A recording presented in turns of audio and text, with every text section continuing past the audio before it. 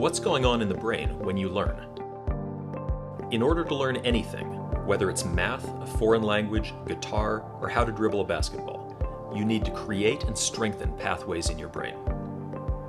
Think about shooting a free throw. Know that feeling when you've got it down and don't even have to think about it? That's muscle memory. Here's the thing. Muscle memory lives in the brain, not the muscles. Your brain controls everything your muscles do, and it does this by activating specific neural pathways for each and every movement. These are functional pathways, neurons working together to achieve a goal. Say you're learning how to shoot a free throw. If it's your first time doing it, you don't yet have a pathway for that movement in your brain. You need to create it. Let's use an analogy to look at what's happening in the brain during this time. When you're first learning, your brain is like a forest full of trees and dense foliage, with no clear pathway between point A and point B. As you learn the mechanics of shooting a free throw, you create a trail through the forest. Now you can shoot the free throw because you've created that pathway in your brain, but you probably don't make many shots because it's so new. The pathway isn't very clear yet. In order to improve your free throw, you need to refine and strengthen the free throw pathway in your brain. The way you do that is through practice. Practice gradually widens the trail through the trees, turning it into a dirt road between A and B.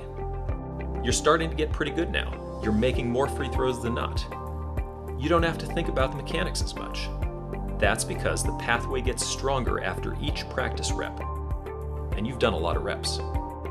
With even more practice, the dirt road turns into a paved road connecting A and B, allowing information to be transmitted at a faster rate. Now you're a 70% free throw shooter, and when you step up to the line, you don't even have to think about it. Eventually, with enough practice, what started as a trail has become a full-blown highway. Now you're a master, draining almost every free throw, and the movement is completely second nature.